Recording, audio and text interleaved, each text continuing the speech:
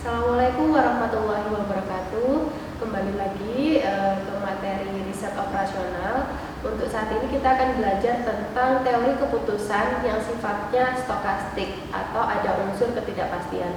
Kalau di buku kemarin adik-adik belajar kan tentang yang teori keputusan yang sifatnya deterministik, artinya ada kepastian atau bisa diprediksi secara pasti. Makanya kemarin kesimpulannya, jika manajer yakin kategori penjualan berada di kategori 1, maka sebaiknya membeli truk ukuran kecil. Nah, itu kan bisa diprediksi secara pasti. Tapi kalau misalnya si manajernya nggak yakin, ragu-ragu ini penjualan masuk ke kategori yang mana, nah itu bisa pakai pendekatan teori keputusan yang sifatnya stokastik. Nah, hari ini kita akan belajar tentang model keputusan dalam keadaan ketidakpastian. Nah, model ini ada beberapa model ya, yaitu ada dua, model yang non-probabilistik dan model probabilistik. Apa sih bedanya model non-probabilistik sama model probabilistik? Kalau model non-probabilistik itu apabila manajer tidak bisa memprediksi dan tidak bisa memperkirakan secara pasti atas kemungkinan terjadinya suatu peristiwa. Jadi manajer atau direktur atau si pengambil keputusan benar-benar nggak tahu ini nanti penjualannya berada di kategori yang mana, apakah kategori yang kecil, apakah kategori yang sedang, atau kategori yang besar. Jadi benar-benar nggak bisa memprediksi. Kemudian ada yang model probabilistik ya. Jadi si pengambil keputusan atau si manajer atau si direktur itu masih bisa membuat kemungkinan-kemungkinan yang akan terjadi. Makanya dinamakan probabilistik karena dia bisa membuat atau memperkirakan kemungkinan-kemungkinan yang akan terjadi. Misalnya begini, si manajer memperkirakan penjualannya di kategori kecil ya, penjualan kecil itu sebesar 40%, misalnya seperti itu. Kemudian di kategori sedang 50%, di kategori besar itu 10%. Jadi kalau di total ada 100%. Nah, persenan tadi itu yang dinamakan nilai-nilai probabilitas. Nah, gimana sih cara mendapatkan nilai probabilitas? Biasanya seorang manajer atau si pengambil keputusan melakukan survei-survei, misalnya survei penjualan, survei pasar dulu. Kira-kira produk yang akan ditawarkan ini responnya seperti apa? Apakah banyak yang tertarik? Apakah sedikit yang tertarik? Nah, dari kuesioner yang disebarkan, jadi tester kita sebarkan, kemudian kuesioner kita sebarkan, kita bisa mengevaluasi, oh ternyata banyak tertarik, perkiraan penjualannya akan tinggi nih. Nah, kita bisa membuat nilai-nilai probabilitas. Dari 100 responden yang sangat tertarik ada berapa persen? Misalnya ada 40%, ya udah, berarti nilai probabilitas penjualan sangat besar itu sebesar 40%. Kemudian yang sedang berapa persen, yang kecil berapa persen? Pokoknya kalau di total itu ada 100%. Ya, kayak gitu. Nah, itu makanya dinamakan model probabilistik. Atau dari catatan penjualan sebelumnya, kalau memang sudah pernah berjualan kemudian mau mengevaluasi kira-kira di tahun berikutnya penjualan kita masuk ke kategori yang sedang, kecil atau besar nih. Nah, itu bisa dari hasil penjualan, catatan penjualan di tahun sebelumnya. Oh, dari 1 tahun ini laku banyak itu ada berapa kali gitu ya. Dalam 365 hari itu ada berapa kali. Nah, itu bisa kita buat persentasenya kan, nilai probabilitasnya. Misalnya dari 365 itu ada 150 kali penjualan laku besar. Berarti ya tinggal kita buat persentasenya ya 150 dibagi dengan 365. Nah, sisanya berapa? Nah, itu bisa dikategorikan mana sedang atau besar. Itu ya. Itu yang namanya nilai-nilai probabilitas. Sekarang kita ke model yang non-probabilistik dulu ya. Artinya si pengambil keputusan benar-benar tidak bisa memprediksi secara pasti akan peristiwa yang akan terjadi gitu. Lalu bagaimana cara menganalisisnya? Itu bisa berdasarkan dari sifat si pengambil keputusan. Apakah sifat si pengambil keputusan ini sifatnya pesimis ya, atau ragu-ragu, atau mempunyai sifat yang optimis. Nah, ini bisa pakai kriteria yang ada di teori keputusan, yaitu kriteria max, maksimax, minimax. Namun adik-adik, ini hanya sebagai bahan belajar aja, jangan dijadikan sebagai acuan ketika adik-adik menjadi seorang entrepreneur, karena keputusan yang diambil ini memang berdasarkan sifat si pengambil keputusan. Nah, takutnya nanti hasil keputusannya ini salah, tapi cuma sebagai belajar aja akan saya review ya, bagaimana cara menghitungnya. Yang pertama, kita membahas tentang kriteria maksimum, yaitu kriteria keputusan yang konservatif atau pesimistis. Jadi si pengambil keputusan ini mempunyai sifat yang pesimis. Bagaimana caranya? Langkah pertama yaitu kalian tentukan payoff minimum untuk setiap alternatif keputusan. Nah, kalian bisa kembali lagi ke contoh soal yang minggu kemarin ya, tentang tabel payoff. Kalian buka lagi tabel payoffnya. Jadi saya ulangi ya, langkah pertama adalah tentukan payoff minimum untuk setiap alternatif keputusan. Kemarin kan alternatif keputusannya ada truk kecil, truk sedang, truk besar. Dan dari truk kecil, payoff paling minim berapa? Dari peristiwa 1 sampai peristiwa keempat. Ya, kita coba ya kriteria maksimum.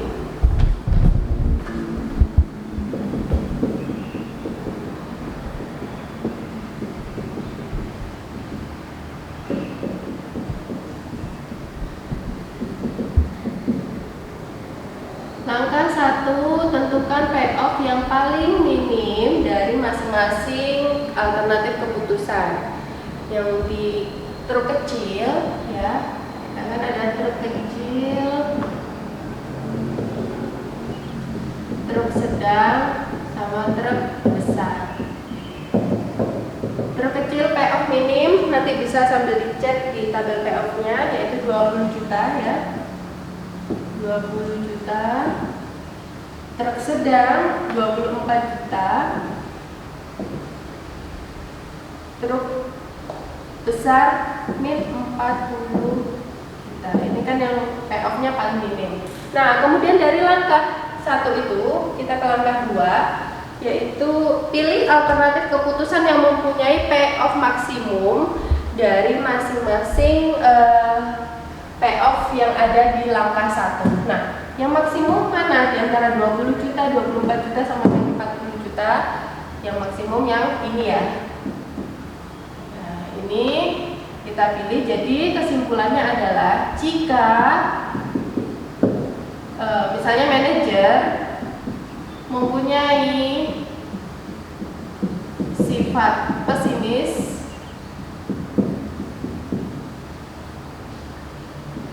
sebaiknya membeli truk ukuran sedang. Itu.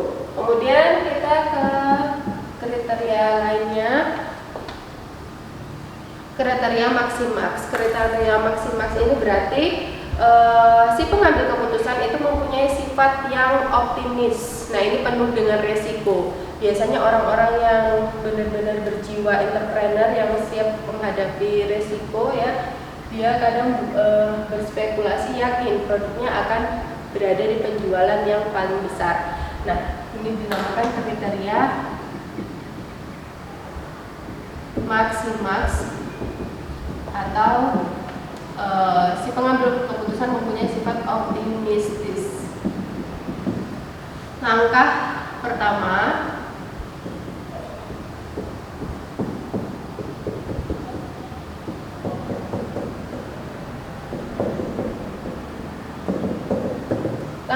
yaitu tentukan payoff maksimum untuk masing-masing alternatif keputusan. Nah, di truk kecil payoff paling maksimum yaitu 50 juta. Truk sedang, lihat lagi di tabel payoff-nya, truk sedang 50 juta. Dan truk besar 80 juta. Nah, langkah kedua yaitu kita memilih payoff yang paling maksimum nilainya dari langkah 1, antara 50 juta dan 80 juta. Yang paling besar kan 80 juta. Jadi kesimpulannya tidak perlu saya tuliskan, saya uraikan di sini ya. Jadi kesimpulannya adalah ketika si pengambil keputusan itu mempunyai sifat optimistis, sebaiknya perusahaan membeli truk ukuran besar, gitu ya. Kemudian jika si pengambil keputusan mempunyai sifat ragu-ragu, maka kita bisa pakai kriteria yang minimax.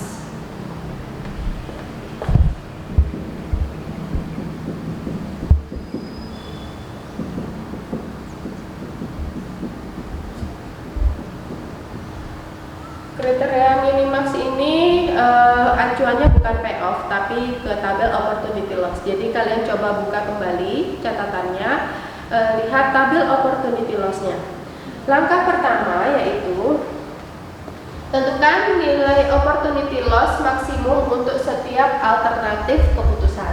Jadi dari tabel opportunity loss itu masing-masing alternatif keputusan nilai yang paling besar berapa aja. Langkah 1 ya. Truk kecil, truk sedang, truk besar. Hasilnya untuk yang terkecil 30 juta. Opportunity loss yang paling maksimum di truk sedang 40 juta. Dan yang di truk besar 80 juta. Langkah kedua yaitu kalian memilih nilai opportunity loss terkecil dari langkah 1. Di antara 30 juta, 40 juta, 80 juta mana yang paling kecil nilainya? Yang 30 juta ya. Jadi keputusannya adalah jika si pengambil keputusan ini mempunyai sifat ragu-ragu, sebaiknya perusahaan membeli truk ukuran kecil. Nah, itu ya tadi model yang non probabilistik. Tidak saya sarankan kepada kalian-kalian nanti jika menjadi wirausaha, karena pengambilan keputusannya ini tidak pasti, mengandung banyak resiko ya. Jadi sebaiknya kalian kalau misalnya ada unsur ketidakpastian, sebaiknya menggunakan model yang probabilistik. Nah, ini kita akan belajar tentang model yang probabilistik. Jadi kalau model keputusan probabilistik, ya tadi sudah saya sampaikan bahwa si pengambil keputusan bisa menggunakan atau bisa membuat nilai-nilai probabilitas akan peristiwa yang akan terjadi. Nah, bagaimana cara menentukan nilai probabilistiknya atau nilai probabilitasnya? Itu tadi ya bisa dengan hasil survei pasar atau dari catatan penjualan sebelumnya. Nah, kemudian dari nilai probabilitas itu kita akan mencari nilai expected payoff atau benefit atau profit yang diharapkan ya, expected payoff, atau kita bisa menghitung dengan expected loss atau kemungkinan kerugian yang paling kecil ya. Nah, kalian boleh pakai expected payoff atau saya singkat dengan EP, bisa juga pakai expected loss atau saya singkat EL. Hasilnya hasil hitung-hitungannya beda tentunya, tapi hasil keputusannya atau kesimpulannya akan sama. Yuk kita coba kalian lihat contoh di slide 22 ya. Itu ada alternatif keputusannya A1, A2, A3, kemudian peristiwanya ada peristiwa 1, 2, 3 dengan payoff 200, 300, 260 sampai terakhir sendiri paling bawah pojok kanan bawah itu 200 ya.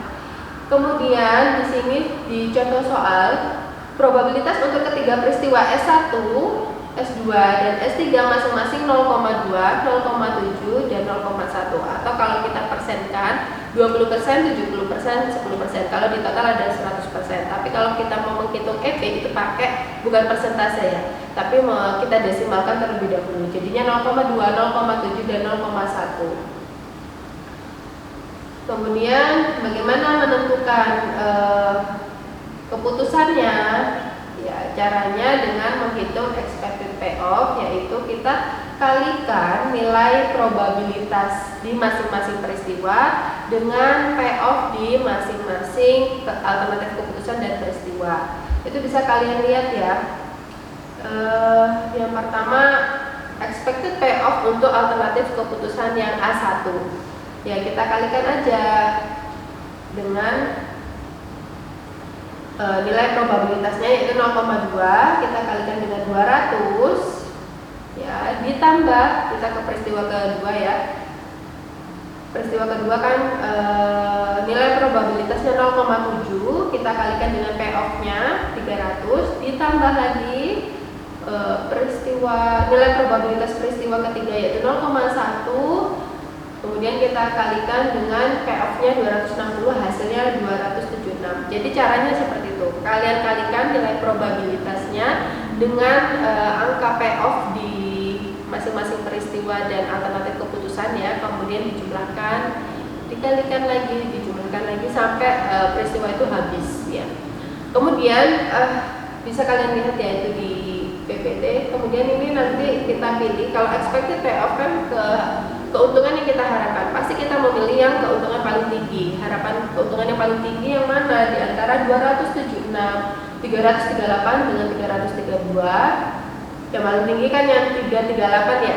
Jadi kesimpulannya di sini adalah sebaiknya pengambil keputusan itu memilih alternatif keputusan yang kedua atau A2.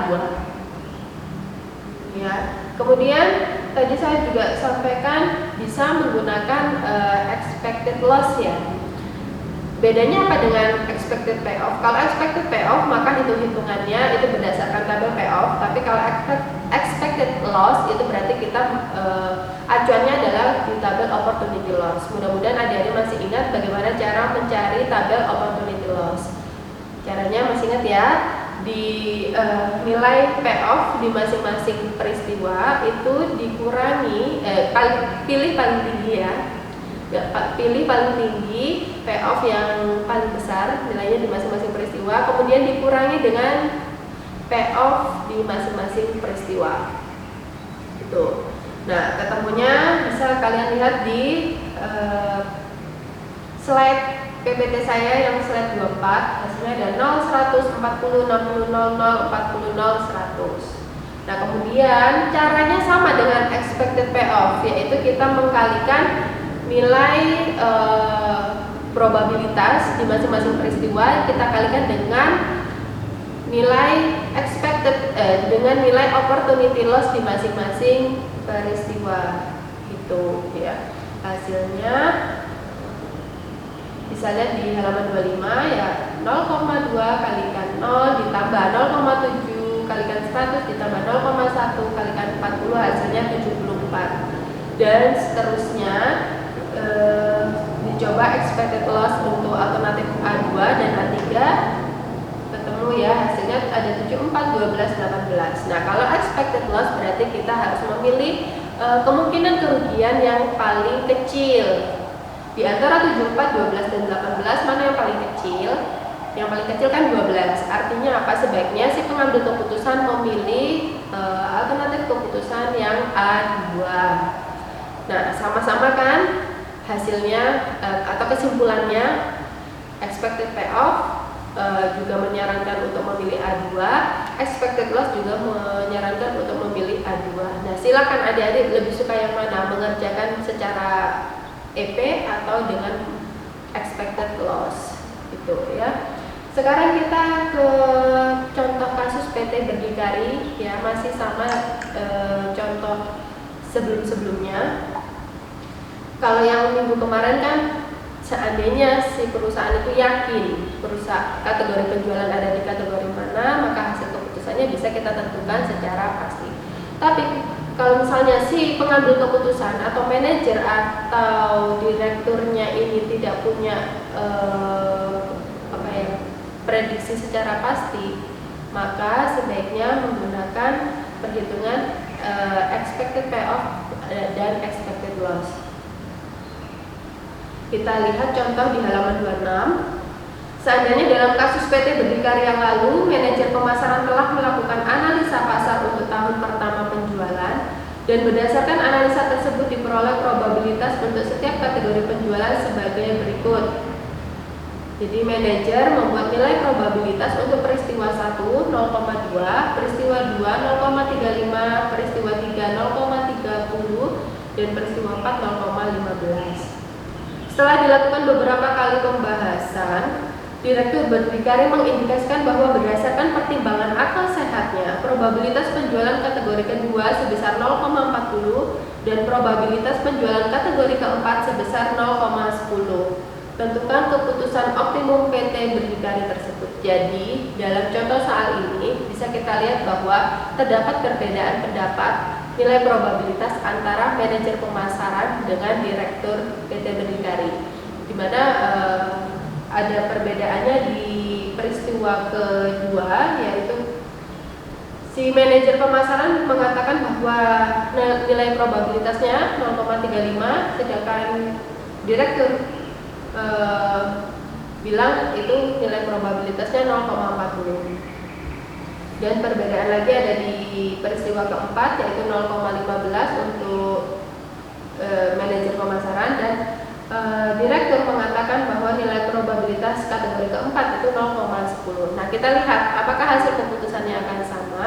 Kalau misalnya sama, ya udah kita ambil keputusannya akan lebih enak gitu ya. Tapi kalau misalnya hasilnya beda, maka perlu mengkaji lagi kira-kira nilai probabilitasnya ini berapa tepatnya. Itu mungkin perlu survei ulang ya, atau perlu analisis ulang hasil penjualan atau hasil pemasaran di tahun yang kemarin, seperti itu. Nah, yuk kita coba cara menghitungnya, cara menghitung EP-nya. Nah, itu kalian lihat di tabel payoff ya.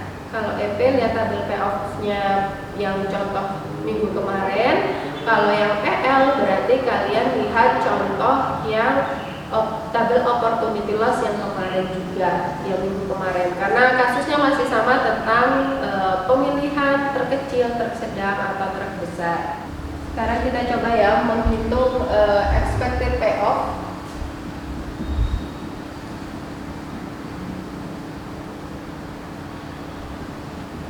Berdasarkan manajer dan direktur.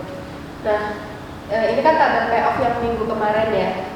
Ini sebagai acuan bagaimana kita menghitung nilai expected payoff-nya dengan mengkalikan unsur-unsur nilai probabilitas. Nah, yang untuk di atas ini nilai probabilitas dari manajer, yang ini nilai probabilitas dari direktur.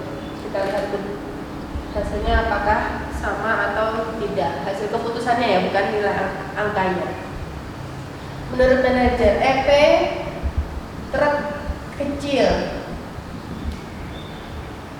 ya, kita kalikan nilai probabilitasnya 0,2 dikalikan dengan payoff-nya 40 ditambah 0,35 dikalikan dengan 20 ditambah 0,3 dikalikan 30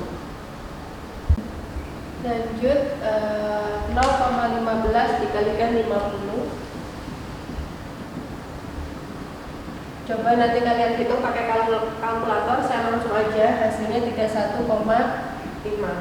Kemudian EP expected payoff tersedang ya, kita kalikan lagi 0,2 kalikan 30 ditambah 0,35 kalikan 50 ditambah 0,3 kalikan 24 ditambah 0,15 kalikan 40.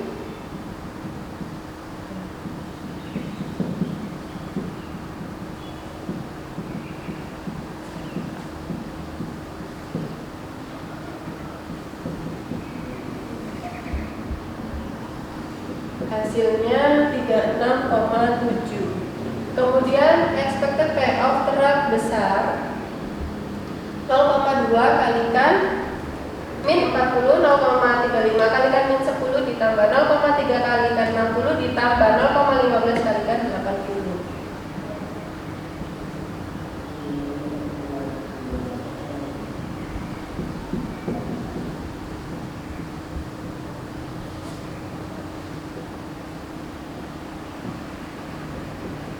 Hasilnya 18,5. Nah, dari perhitungan EP ini bisa kita lihat mana nilai EP yang paling besar.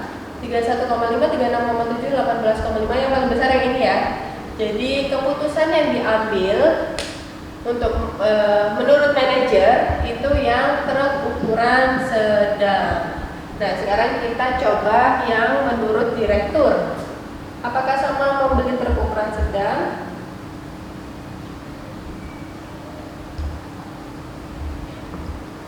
EP terkecil sama caranya 0,2 dikalikan 40, 0,40 kalikan ditambah 0,40 kalikan 20 ditambah 0,3 kalikan 30 ditambah 0,10 kali 50. 0,2 kalikan 40 ditambah 0,4 kalikan 20 ditambah 0,3 kalikan 30 ditambah 0,1 kalikan 50, hasilnya 30. Lanjut, EP truk sedang 0,2 kalikan 30 ditambah 0,4 kalikan 50 ditambah 0,3 kalikan 24 ditambah 0,10 kalikan 40.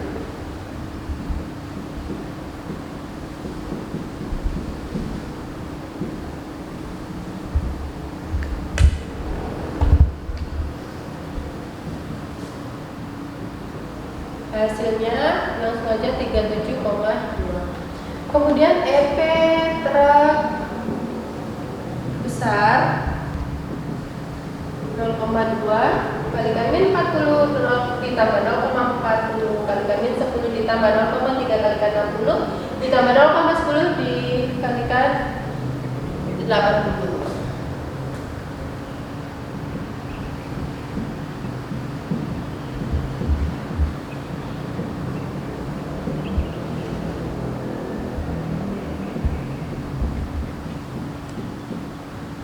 Hasilnya sama dengan 14. Nah, kita lihat di antara 30, 37,2, 14 mana yang paling tinggi nilainya? Yang ini ya.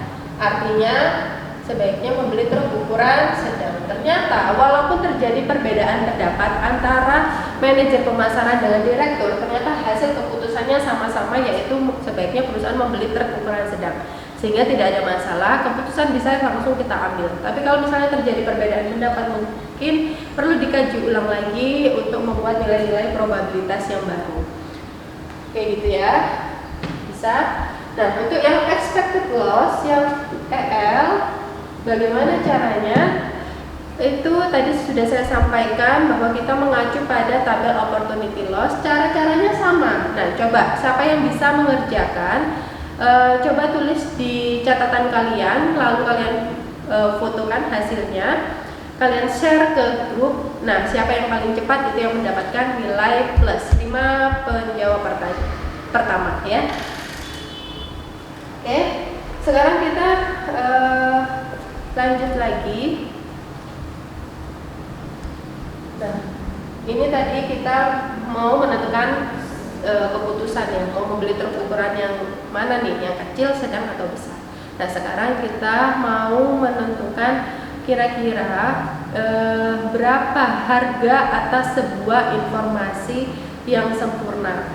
Nah, tadi kan manajer pemasaran kan sudah menganalisis nih ya, menganalisis hasil pemasaran di tahun sebelumnya, kemudian dia membuat nilai-nilai probabilitas. Nah, sebagai seorang direktur, kira-kira berapa ya bonus yang bisa kita berikan kepada manajer pemasaran atas hasil nilai probabilitas yang sempurna ya, hasil informasi yang sempurna. Nah, itu pakai perhitungan EPPI dan EVPI.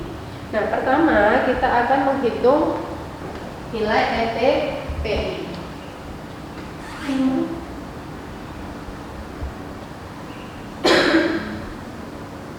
EPPI itu didapatkan dari probabilitas ke I dikalikan payoff maksimum peristiwa ke I. Jadi probabilitasnya di masing-masing peristiwa kita kalikan dengan payoff maksimum di masing-masing peristiwa.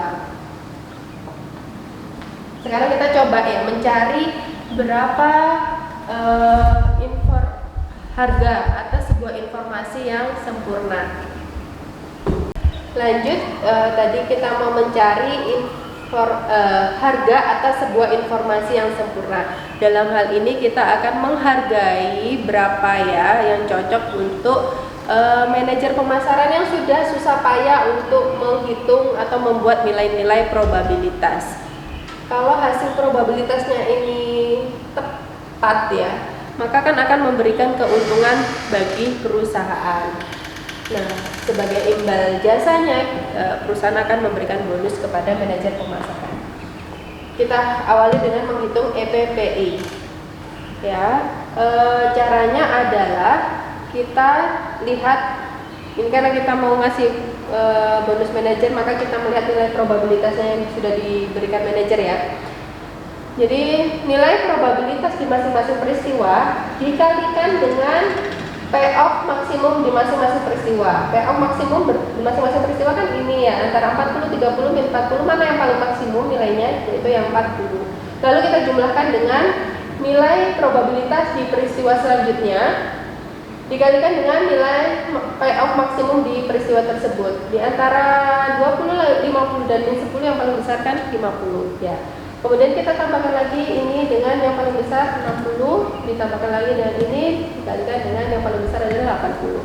Langsung aja 0,2 kalikan 40 ditambah 0,35 ditambah 0,3 kali 60 ditambah 0,15 dikalikan 80, hasilnya itu 55.500.000 rupiah. Nah, kemudian setelah kita mencari EPPI, kita akan mencari EVPI, Expected Value Perfect of Information. Caranya yaitu EPPI dikurangi dengan EP. EPPI-nya kan 5,5. Ya, dikurangi dengan EP-nya manajer tadi kan yang ini ya, 36,7 sama dengan 18 juta 18,8 atau jadi harga atas sebuah informasi yang sempurna itu sebesar 18.800.000 rupiah. Jadi artinya apa? Jika perusahaan mau memberikan bonus kepada si manajer pemasaran itu tidak boleh melebihi dari 18.800.000 rupiah ini. Karena apa? Kalau misalnya memberinya melebihi ini, bonusnya melebihi ini, ya maka perusahaan akan rugi. Jadi batas maksimumnya ya 18.800.000. Nah, kalau misalnya si perusahaan memberikan 5 juta dan manajer merasa oke-oke aja, maka keuntungannya akan lebih banyak lagi yang didapatkan perusahaan. Gitu ya. Jadi harga atas sebuah informasi yang sempurna itu berdasarkan EPPI dulu, lalu kita cari EVPI-nya, ketemu harga maksimumnya itu sebesar ini. Jadi jangan boleh lebih dari ini. Gitu. Kalau ada pertanyaan silakan kalian tulis di kolom komentar di grup diskusi di ilmu.umm.ac.id atau melalui grup WA ya. Saya akhiri, semangat terus. Semoga paham. Wassalamualaikum warahmatullahi wabarakatuh.